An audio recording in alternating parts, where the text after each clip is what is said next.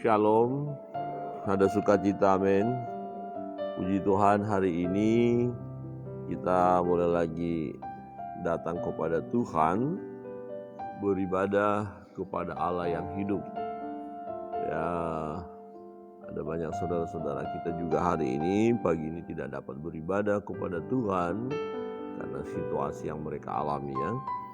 Pembacaan kita hari ini dari Mazmur pasal 37.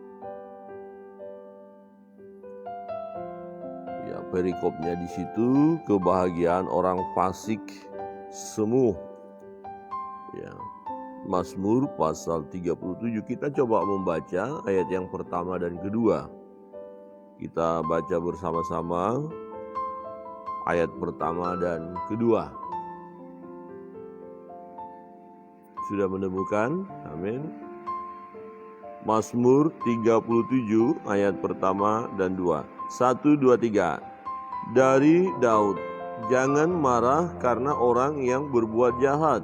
Jangan iri hati kepada orang yang berbuat curang, sebab mereka segera lisut seperti rumput dan layu seperti tumbuh-tumbuhan hijau. Bapak Ibu Saudara yang terkasih dalam Tuhan, kalau kita membaca Mazmur pasal 37 secara keseluruhan, masih sama dengan Mazmur sebelumnya. Ada perbandingan antara orang benar dan orang fasik. Ya, orang fasik atau orang jahat, orang yang tidak menyembah Allah, orang yang tidak peduli dengan Tuhan. Nah, di sini kita melihat bahwa orang yang tidak peduli dengan Tuhan, orang fasik, orang jahat, ya, akan lisut seperti rumput dan layu seperti tumbuh-tumbuhan hijau. Jadi akan binasa mereka, tidak akan bertahan lama. Ya, bisa saja memang secara dunia tampaknya kita lihat mereka seperti yang paling bahagia di muka bumi ini. Mereka punya semuanya, mereka senang, mereka pesta pora, seperti nggak ada masalah. Nah, jangan marah, jangan iri. Ya, jangan iri kepada mereka, jangan berkata kenapa mereka kok bisa seperti itu padahal mereka tidak takut akan Tuhan. Jangan marah. Karena apa? Kesudahan mereka itu ya akan segera tiba. Mereka akan lisut ya. Jadi ini suatu peringatan bagi kita, karena kadang-kadang kita bisa terpancing dengan melihat kebahagiaan mereka, kesuksesan mereka secara dunia di dunia ini. Tetapi nanti Bapak Ibu coba baca terus itu keadaan mereka sangat mengerikan ya, akan hancur.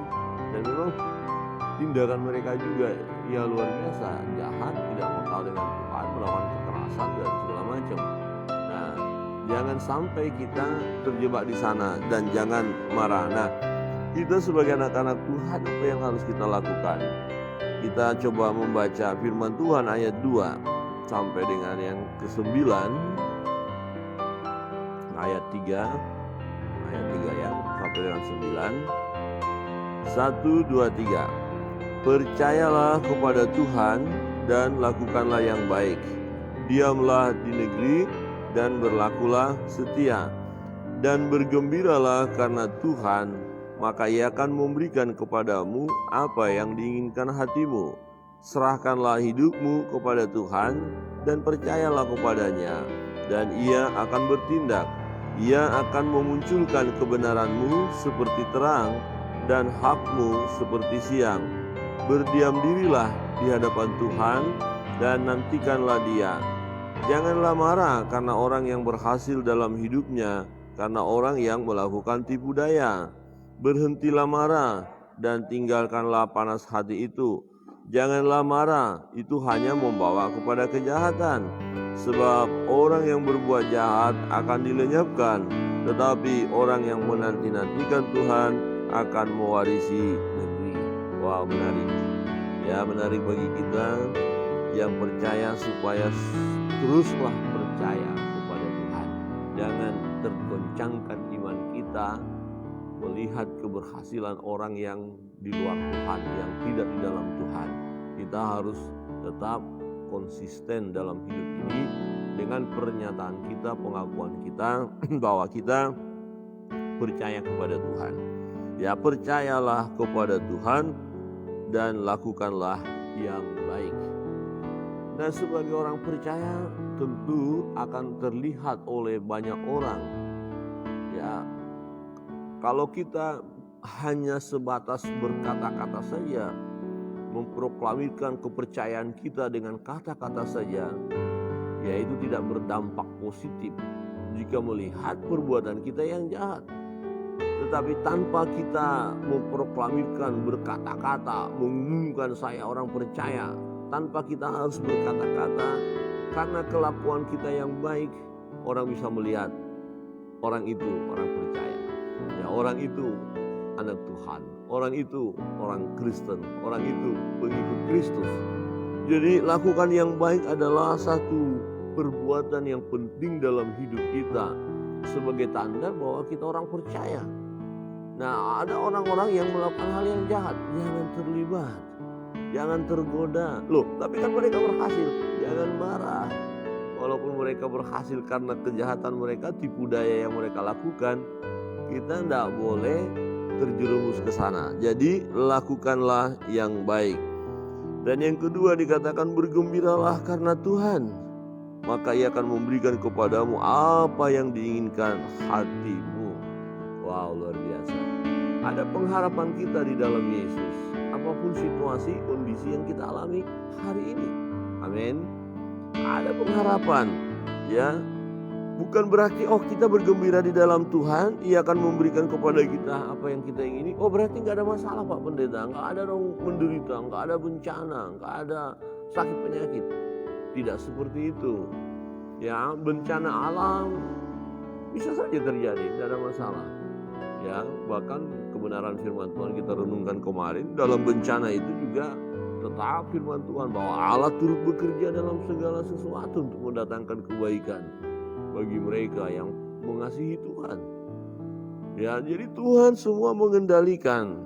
Nah, memang ada di antara kita, di antara saudara-saudara kita yang hari-hari ini sulit bergembira karena persoalan pergumulan yang dihadapi. Secara manusia wajar, tetapi jangan berkata Tuhan meninggalkan kita, Tuhan murka kepada kita sebagai anak Tuhan loh ya. Jangan kita berkata Tuhan sudah tinggalkan kita. Tidak. Ya, tetapi kita harus mampu bergembira di dalam Tuhan. Bersukacita di dalam Tuhan, senang di dalam Tuhan. Kenapa? Karena Tuhan selalu menyertai kita. Tuhan tidak pernah meninggalkan kita. Ya, memang berita-berita akhir-akhir ini yang kita dengar adalah semua harus waspada. Ya, COVID belum selesai, ini waspada bencana alam. Ya, angin berputar kemana dia mau, kita nggak tahu. Ada orang bilang ke arah utara, ada ke arah selatan, macam-macam. Ya, nah yang membawa arahnya itu kemana dia? Ada dalam kendali Tuhan. Ya, Bapak Ibu Saudara yang terkasih dalam Tuhan, ayat yang kelima, yang ketiga kita lihat, serahkanlah hidupmu kepada Tuhan dan percayalah kepadanya dan Ia akan bertindak. Ya, jadi Tuhan tidak berdiam, Tuhan tidak tertidur, ya. Gusti Allah boten sare. Nah, itu kalimat-kalimat yang sering muncul dan itu kebenaran. Jangan kita berpikir Tuhan sudah lupakan kita, Dia tidur. Tidak. Ya, Tuhan tidak pernah tertidur dan tidak pernah terlelap. Penjaga Israel tidak pernah tertidur dan terlelap. Dan siapa penjaga kita? Penjaga kita adalah Tuhan, itu penjaga Israel. Jadi Tuhan mampu melakukan sesuatu yang terbaik dalam hidup kita. Tuhan mampu melakukan sesuatu yang terbaik dalam hidupmu. Jadi jangan kita begitu ketakutan dalam hidup ini, begitu kecemasan dalam hidup ini, atau melihat lebih baik saya seperti orang-orang yang lain saja yang tidak menyembah Allah, tetapi mereka aman, tertawa, bisa terbahak-bahak seperti nggak ada masalah. Sekali lagi ingat, ya, mereka akan seperti rumput yang segera layu, pohon yang segera lisut, akan binasa. Nah, apakah kita mau binasa? Tentu tidak. Jadi tetap lakukan yang baik. Nah, Ayat 6 dikatakan, ia akan memunculkan kebenaranmu seperti terang dan hakmu seperti siang. Jadi Tuhan tidak akan biarkan kita terus dalam keadaan yang tak berdaya. Nah, misalnya kita dizolimi terus Tuhan gak membela, tidak. Kita benar tapi terus dipersalahkan. Oke, manusia bisa mempersalahkan kita, tapi kebenaran itu akan muncul. Amin. Kebenaran akan muncul. Kebenaran tidak akan bisa dibohongi. Ya, kebenaran itu akan muncul. Maka dikatakan, ya, memunculkan kebenaranmu seperti terang. Ya, apa yang mungkin hak kita, apa yang menjadi bagian kita mungkin ya digagalkan oleh orang lain, disembunyikan, ya, tidak diizinkan kita menikmati. Ya, mungkin kita diisukan, ya, dikatakan melakukan sesuatu yang salah, tetapi kebenaran tetap kebenaran. Ya, kebenaran yang kita lakukan itu ya akan muncul seperti terang, bercahaya, ya, dan menyingkirkan kegelapan. Jadi cerita-cerita palsu, cerita bohong yang diberikan kepada kita, isu apa segala macam yang mau mencoba menyudutkan kita, ya, itu akan terbongkar dan akhirnya kebenaran itulah yang akan muncul. Bapak Ibu Saudara yang terkasih dalam Tuhan, di ayat 7 dan 8 diingatkan kembali supaya kita jangan marah. Ya, konteks marah di sini karena melihat orang-orang fasik. Ya, jangan marah, jangan panas hati, ya. Dan dikatakan apa? Kalau kita marah, itu hanya membawa kita kepada kejahatan. Ya, jadi jangan marah ya. Coba lihat kiri kanan, Bapak Ibu di rumah. Kalau ada teman di sana, katakan jangan marah ya. Jangan marah. Tidak akan membawa damai sejahtera. Kalau terus marah-marah itu akan membawa kepada kejahatan. Mulai pikiran kita kacau kan. Mulai orang ini tak injek-injek nanti akhirnya ya. Saking marahnya itu kan sudah jahat. Pikiran kita sudah terkontaminasi kan. Hati kita jadi gak bersih. Jadi kerugian besar. Itu kok berhasil sih. Jangan-jangan gini-gini. Ngapain juga kita ngurusin orang. Kadang-kadang kita lihat orang lain, tetangga, kiri kanan. Dia berhasil. Sudah punya ini, punya itu, punya ini. Loh, kok sibuk banget kita ngitungin berkat orang, ngitungin harta orang, berapa sih gajinya, gini-gini. Loh, yang urusan kita nggak kita urusin, urusan orang kita urusin, ya repot, itu dosa. Ya, jadi kalau kita lihat orang lain diberkati, ya kita berkata puji Tuhan, semoga Tuhan pun memberkati kita karena kita orang benar. Kalau dia lakukan hal yang tidak benar, itu urusan dia. Ya, jangan marah. Nah, sebagai anak-anak Tuhan, kita percaya pemeliharaan Tuhan itu sungguh ajaib dalam hidup kita. Dia tolong kita, dia sertai kita, dia beri yang terbaik bagi kita. Coba kita melihat ayat 23. Ya, beberapa ayat saja karena ini berkatnya luar biasa. Di pasal 37 ini luar biasa, ya. Kita mau lihat ayat 23 sampai 29. Kita baca bersama-sama 23, 1, 2, 3. Tuhan menetapkan langkah-langkah orang yang hidupnya berkenan kepadanya. Apabila ia jatuh, tidaklah sampai tergeletak, sebab Tuhan menopang tangannya. Dahulu aku muda, sekarang telah menjadi tua, tetapi tidak pernah kulihat orang benar ditinggalkan atau anak cucunya minta-minta roti. Tiap hari ia menaruh belas kasihan dan memberi pinjaman, dan anak cucunya menjadi berkat. Jauhilah yang jahat dan lakukanlah yang baik, maka engkau akan tetap tinggal untuk selama-lamanya. Sebab Tuhan mencintai hukum, dan ia tidak meninggalkan orang-orang yang dikasihinya sampai selama-lamanya. Mereka akan terpelihara, tetapi anak cucu orang-orang fasik akan dilenyapkan. Orang benar akan mewarisi negeri dan tinggal di sana senantiasa. Luar biasa bukan? Tetap kita lihat perbandingan antara orang benar yang mencari Tuhan, yang percaya kepada Tuhan, dan orang fasik. Orang fasik anak cucunya akan binasa. Nah, bagaimana dengan anak cucu orang benar?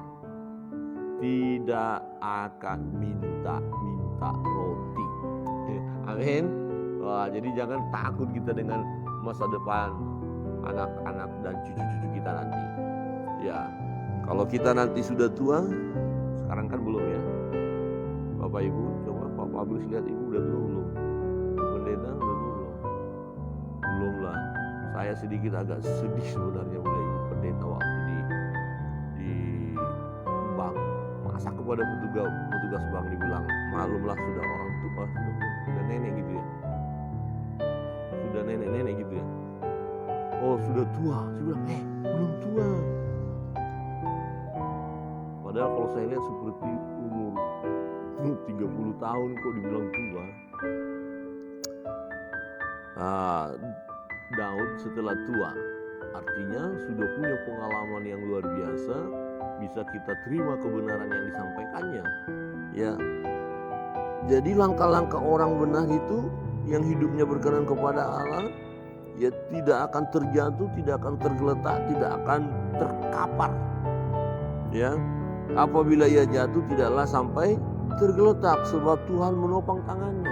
Jadi tangan Tuhan selalu tersedia bagi kita. Ya, kesulitan apa yang kita hadapi, beban apa yang kita hadapi, atau kesalahan apa yang kita lakukan.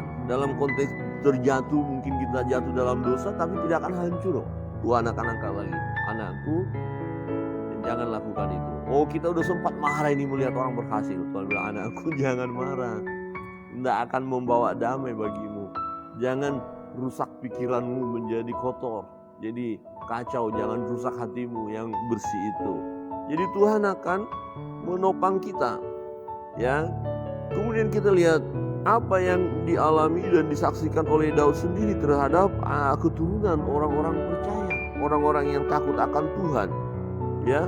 Tetapi tidak pernah kulihat orang benar ditinggalkan atau anak cucunya minta-minta roti. Bahkan dikatakan tiap hari ia menaruh belas kasihan dan memberi pinjaman, dan anak cucunya menjadi berkat. Jadi kita harus jadi berkat, dan anak-anak kita ajarkan. Ya, bahkan jika Tuhan izinkan kita melihat cucu kita nanti atau cicit kita, ajarkan dan kita mau melihat mereka diberkati dan menjadi berkat. Amin. Ya, Bapak Ibu yang di rumah, kita orang-orang yang diberkati dan menjadi berkat. Jangan lupa, jangan hanya kalimat pertama, oh orang-orang yang diberkati, amin, puji Tuhan, haleluya, terus berhenti. Jangan. Yang kedua, dan harus jadi berkat. Itu yang utama. Ya, jangan berkata, oh berkatku harus segudang dulu, baru sedikit-sedikit aku beri. Enggak. Sedikit pun kita punya, ya dari sedikit yang kita punya ini yang luar biasa loh. Kita bisa bagikan ke yang lain. Sudah sedikit, tapi masih bisa berbagi. Inilah yang disebut berkelimpahan. Nah kalau kita udah banyak segudang tapi nggak dialirkan, itu belum berlimpah. Sesungguhnya itu kekurangan. Kalau berlimpah itu kan keluar. Sama seperti bak air kita isi, kalau dia belum keluar belum berlimpah. Setelah dia keluar, oh kita tahu ini udah berlimpah, keluar dia. Jadi jangan katakan hidupku tidak berkelimpahan. Persoalannya di mana? Masalahnya kita keluarkan enggak? Apa kita simpan terus di bank? Apa kita mengisi rumah kita dengan yang mewah-mewah? Terus orang lain ya biarin aja. Ya kapan berlimpahnya kita? Maka kita akan kekurangan. Firman Tuhan berkata ada orang yang menghemat sedemikian. Dengan kata lain, ya kalau kita ganti menghemat sedemikian, pelit amat gitu loh. Itu sebenarnya, cuman kurang enak dibilang, pelit ya, menghemat. Ya, tapi tidak berkelebihan. Ada orang yang membagi-bagi, tapi tidak kekurangan. Mana saudara pilih? Menghemat alias pelit, tapi tidak berkelebihan, tetap aja kurang, atau membagi-bagikan dan tidak habis-habis. Membagi-bagikan, amin. Ini anak-anak Tuhan. Jadi anak cucu tidak akan minta-minta roti, dan kita akan diberkati oleh Tuhan. Bapak Ibu Saudara yang terkasih dalam Tuhan, perbandingan antara orang fasik dan orang benar kita lihat di sini. Kalaupun kita melihat orang-orang fasik itu sepertinya tanda kutip ya sukses, diberkati luar biasa, jangan marah. Ya, jangan marah, jangan iri hati, ya. Jangan langsung berkata, Kalau begitu Tuhan, aku seperti itu saja. Itu kok mereka yang baik, yang makasih. Jangan. Tetapi kita tetaplah mengikut Yesus, percaya kepada Yesus, serahkan hidup kepada Yesus, andalkan Tuhan Yesus dalam hidup ini. Maka kebenaran firman Tuhan ini ya nyata dalam hidup kita. Tuhan Yesus mengasihi kita, memberkati kita, memberi yang terbaik bagi kita, menopang kita, tidak pernah kita ditinggalkan. Dia menjaga kita, bahkan anak cucu kita pun akan diberkati. Sesungguhnya kita adalah orang-orang yang diberkati Tuhan dan harus menjadi berkat. Kiranya kebenaran firman Tuhan yang menolong perjalanan hidup kita untuk terus percaya kepada Tuhan. Percayalah kepada Tuhan. Intinya dalam hidup kita, percaya kepada Tuhan, lakukan yang baik. Jangan pernah tergoda dengan kehidupan orang-orang fasik. Dan jangan kita marah kalau kita melihat mereka tampaknya berhasil. Yang penting kita lakukan adalah tetap mengikut Tuhan. Kiranya kebenaran firman Tuhan kita terima dengan penuh sukacita.